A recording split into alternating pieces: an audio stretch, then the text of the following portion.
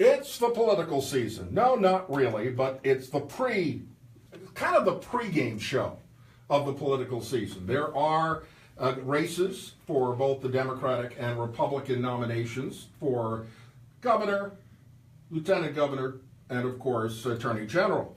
Now, we are very pleased to have our first candidate, who is one of the candidates for the Republican nomination for governor of the Commonwealth of Virginia. His name is Corey Stewart, and we welcome him to the Mike Schikman Show, live in studio. How are you, sir?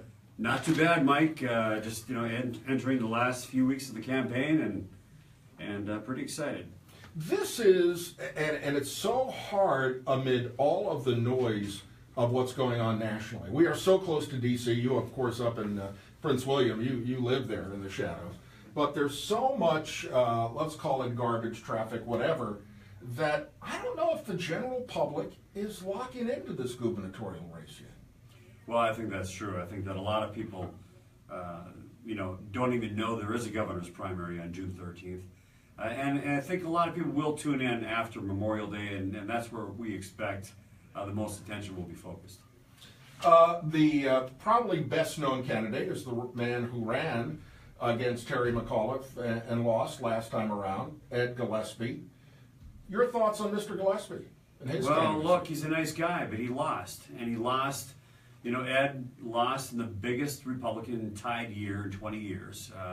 Republicans gained more seats nationally and state legislatures in 2014 than any year since 1928. We won in states. Republicans won in states like Illinois, Massachusetts, the People's Republic of Maryland, but we lost in Virginia, and that's because, frankly, Ed Gillespie is an establishment candidate.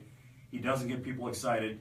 People don't really know what he stands for. He's wishy-washy, and that's why he lost, and there's no possibility he could possibly win the general election in 2017 for governor. When the mainstream media breaks from attacking your friend, President Trump, they lead and start smacking you around. Yeah, they love to smack me around too. Especially your close personal friends at the Washington Post. Right. Does it bother you? Yeah, sure it does. I mean, look, I've been, ever since I put together and put in place the nation's toughest crackdown on illegal immigration anywhere in America, I did that in 2007 in Prince William County. The Washington Post and all the other socialist media, they've been coming after me very, very hard. They've been calling me a racist, a bigot. They even called me a third world despot at one point, which I thought was kind of funny. And they recognize a third world? They actually praised Fidel Castro. Of course. And then they demonized me as a third world despot. But, they've been calling me these things for years, and of course it does bother me. And it bothers me. My children are older now, and so, they hear these things, and it bothers me that I have to explain it. But it's just it's just really part of running for office. And when you're running as a conservative Republican, you just know that the Post and other mainstream media, they're going to come after you hard. There is also a movement afoot to paint you as a Confederate sympathizer. How do you feel about that? Well, someone's got to stand up, because what the Democrats are doing, of course I don't like what they're saying, and it's false, but what the Democrats are doing, what the liberals are doing, 10 years ago, do you remember this, Mike, when they said it was all about the war on women? And now the liberals are talking about white supremacy. So all of us conservatives are white supremacists, and if you stand up to maintain our history of Robert E. Lee and these historical monuments, they're claiming that we are sympathizers to the Confederacy and we're sympathizers to white supremacists. Well, of course, this is absolutely false. But what I think is important is to remember that we have to keep our history. These monuments are there for a reason. They're public art. And anybody who's trying to take these down has an ulterior motive. There's a reason that they're doing this, and the reason is this. They're coming after Thomas Jefferson and slaveholders, including Madison and Jefferson and Washington. And when they come after them and they take down those statues, They're undermining the men, and they're undermining the documents that they wrote. And that is why they're coming after these monuments. Republican gubernatorial candidate for the nomination, Mr. Corey Stewart, is in the House, and we are chatting with him. We will endeavor to get all of the candidates for governor, both on the Democratic side and the Republican side, because the primary, by the way, is just a couple of weeks away. Explain this to me, because I'm not really involved with party politics either way. Is the Republican primary an open primary? So that means not only you're going up against your fellow Republicans, but also Democrats, independents, third worlders. So the Republican primary and the Democratic primary, they're two separate primaries, but they're held at the same time at the same place. So when you check in on June 13th to your local voting precinct, they're going to ask you, do you want to vote in the Republican primary or the Democratic primary? It's your choice. You can vote in either one. And so in that case, it means that it's an open primary, but you can only select one. You can't vote in both. Well, that's a positive thing. I would say. We would hope so. There are people who vote twice, but we're not going to talk about right now. Corey Stewart is our guest. He is a lawyer, politician. He is in his fourth term as at-large chairman of the Board of Supervisors at nearby Prince William County, and he's one of the candidates for the Republican nomination for the governorship of the Commonwealth of Virginia. I'm a big fan of learning from history. Unfortunately, when you can graduate major universities in this country with a degree in history and not take an American history course, there's something wrong. Yeah.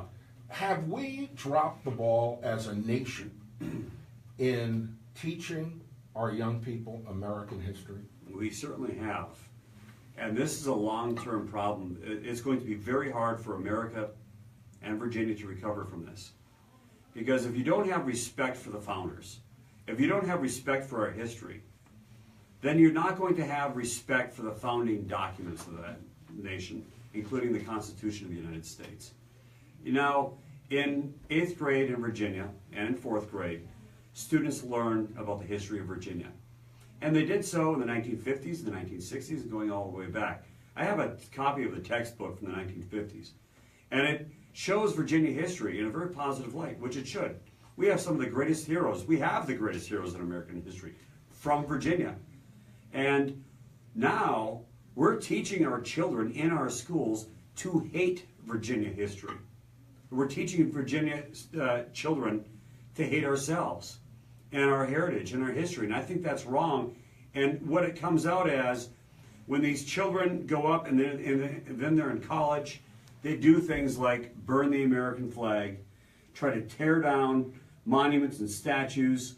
They have no respect for those who are the President of the United States. And when that happens, the whole foundation goes. And I believe it's a serious problem and challenge that our whole country is going to be facing for the next several generations. Mr. Stewart, you were leading the Trump campaign here in Virginia. For anyone involved with the campaign, to see the overall attitude towards not only Mr. Trump himself, but to the President of the United States by the mainstream media, by people on the left, really on all walks of life. You can't even go through Facebook without getting bombarded with the hate and the anger. I've never seen this before, and I'm in my early 60s. Is it going to get worse? Do you expect this in the primary race? Couple of weeks? Oh, well, we've seen a lot of ugliness. You know, because of course the press, the mainstream media, and the left, you know, they've demonized me because I want to stand up for Virginia history, because I want to crack down on illegal immigration, because I want to take strong stances on conservative values and on strong stances. They've come after me very viciously. I had a small fundraising event just the other day in my home county, and they came to that, and they started protesting this event at a private company, and they have no respect. And what else? The other thing that I've seen too, Mike, is a few weeks ago when this musician John Legend came out on Twitter, and then all the Hollywood elite came after me as well. Very personal. They all said the same thing. It was like a mind-numbed robotic response. It wasn't like these are critical thinkers. They're all the same way. And I was speaking to someone in Hollywood, a conservative. There aren't a whole lot of them left, but about this issue. And he told me, he said, the thing is about Hollywood is that the scary thing is they're actually on the leading edge of our culture and defining our culture, but they're not critical thinkers. And in Hollywood, if you stand out above the others and say something different, you're hammered down. The left has taken control of our culture and our society. We have to fight against it. Look, there are a lot of important issues. Taxes, I want to cut taxes. I mean, we got to bring back jobs and all these other things. But we can't ignore these social issues, this destruction of our culture and our society that is going on in our educational system, our respect for our history, the documents, the Constitution. We have to protect them. If we don't, we lose our entire foundation.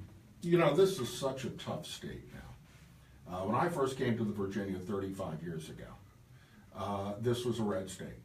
It was a red state among a lot of red states, but a red state among red states. It is now purple because of Northern Virginia primarily, and the D.C. mess. Well, that's the only place that's growing. Jobs are in government. And, you know, and I guess in some of the other pockets like Harrisonburg itself and Norfolk in the eastern part of the state, this is a tough state to get to agree on anything anymore. It is. Now, of course, the locality that I've been governing for 10 years, and I govern at large, I'm directly elected as the chairman. It's like being a big city mayor. It's 500,000 people. It's a 60-40 Democratic district, and I've been able to win it 4 times as a staunch conservative. And the reason I'm able to win it is this. People are looking for leadership. They're not looking for people who necessarily just agree with them. They're looking for strength, and they're looking for a direction. And, you know, when I led this crackdown on illegal immigration, there were so many people who were opposed to it, and they said all kinds of nasty things about me and so forth. We had some death threats. But as it turned out, when we put that policy into place, our violent crime rate went way down. The quality of life went way up, especially in the minority neighborhoods of Prince William County. And then people started to appreciate the policy, and they appreciated it, and they respect it, and that's why they elected me. And then I've also been able to reduce taxes, actually been able to reduce taxes and spending. And if you lead and you improve the quality of life and you keep their tax bills down, even Democrats will vote for you because they respect it and they're more concerned about the quality of life and their families than they are about political philosophy. Would you have won as lieutenant governor 4 years ago? Would I have won? I think I would have. I'm pretty confident that I would have. I mean, I've done very well in Northern Virginia. No other Republican's been able to do it. I certainly would have won, you know, Prince William and probably Loudoun and taken the rest of the state. It is a pleasure, Mr. Corey Stewart. If someone wants more information about your campaign, what do they do? CoreyStewart.com or on Facebook, Corey Stewart VA, and we're also on Twitter at Corey Stewart VA. It is a pleasure to meet you personally, and I wish you the best of luck. Thanks for being with us. Thank you, Mike. Corey Stewart.